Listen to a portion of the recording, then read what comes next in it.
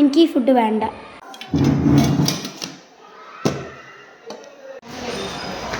എങ്ങോട്ടാ പോകുന്നേ? ഇത് ഞാൻ ഒഴിവാക്കാൻ പോകും. എന്നും ഞാൻ തന്നെ കഴിക്കുന്നത്. നീ ഇപ്പം ഇത് കളയാൻ പോകുന്ന ഇതിൻ്റെ മൂല്യം അറിയാത്തോണ്ടാ. ഞാനൊരു കഥ പറയാം.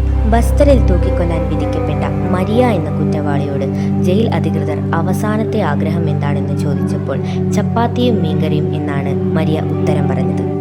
അധികൃതർ നൽകിയ ചപ്പാത്തിയും മീൻകറിയും പകുതി കഴിച്ചതിന് ശേഷം ബാക്കി വരുന്നത് തൻ്റെ മകന് നൽകണമെന്നും മരിയ പറഞ്ഞു. തൻ്റെ മകൻ ഇത്രയും സ്വാദുള്ള ഭക്ഷണം ഒരിക്കലും കഴിച്ചിട്ടുണ്ടാവില്ല എന്നാണ് മരിയ പറഞ്ഞത്. അതാണ് ദാരിദ്ര്യം. അത്രമേൽ പട്ടിണിയിൽ കിടക്കുന്ന എത്രയോ മനുഷ്യർ നമുക്ക് ചുറ്റുമുണ്ട്.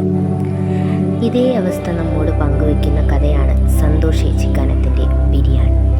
നാട്ടിലെ പ്രമാണിയായ കലന്തൻ ഹാജി തൻ്റെ പ്രമാണിത്വം കാണിക്കുന്നതിനായി വിശിഷ്ടപ്പെട്ട ബിരിയാണി അരി ഇറക്കുമതി ചെയ്ത് എല്ലാവർക്കും കൊടുത്തു.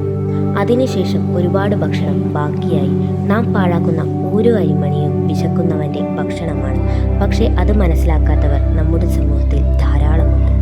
ബാക്കി വന്ന ഭക്ഷണം വെട്ടിമൂടാൻ വിധിക്കപ്പെട്ട ഗോപാൽ യാദവ് ഈ ഭക്ഷണത്തിനു മുന്നിലിരുന്ന് വിശപ്പു മൂലം മരണപ്പെട്ട തൻ്റെ മകളെ ഓർത്ത് ഇപ്പോഴും പട്ടിണിയിൽ കഴിയുന്ന തൻ്റെ കുടുംബത്തെ ഓർത്ത് വീർപ്പുമുട്ടുന്നു.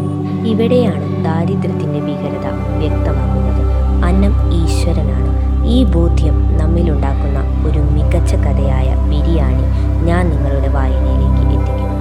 കഥാസമാഹാരമായ ഈ പുസ്തകത്തിൻ്റെ പേര് തന്നെ ബിരിയാണി എന്നത് ഈ കഥയുടെ പ്രാധാന്യം വ്യക്തമാക്കുന്നു. മലയാളി ഉണ്ടാക്കി വെച്ച അവനെക്കുറിച്ചുള്ള ബോധ്യങ്ങൾ ഈ കഥയിൽ ചോദ്യം ചെയ്യപ്പെടുന്നു. ഏതു പാരമ്പര്യത്തിൻ്റെ സ്കെയിൽ കൊണ്ട് അളന്നാലും മലയാളി നല്ലവനാണ്, കരുണയുള്ളവനാണ്, വൃത്തിയുള്ളവനാണ്. അതുകൊണ്ടാണല്ലോ വടക്കുകിഴക്കൻ സംസ്ഥാനങ്ങളിൽ നിന്നും മനുഷ്യൻ മലയാളത്തിലേക്ക് ഒഴുകുന്നത്. ഇവിടെ ബംഗാളിയും ആസാമിയും മനുഷ്യനായി പരിഗണിക്കപ്പെടുന്നു. കുറഞ്ഞ വിലയ്ക്ക് കിട്ടുന്ന അവൻ്റെ അധ്വാന ശേഷിയും മലയാളിയുടെ കച്ചവട മനസ്സ് സ്വീകരിച്ചിട്ടുണ്ട്. ഒപ്പം അവൻ്റെ വിശപ്പും.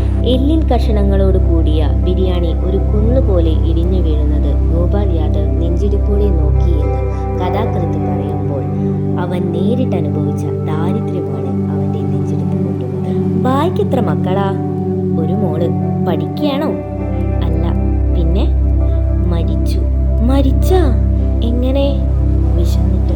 ദാരിദ്ര്യത്തിൻ്റെ ഏറ്റവും വികൃതമായ ആ മുഖം ഒരിക്കൽ കൂടി ഓർമ്മിപ്പിച്ചുകൊണ്ട്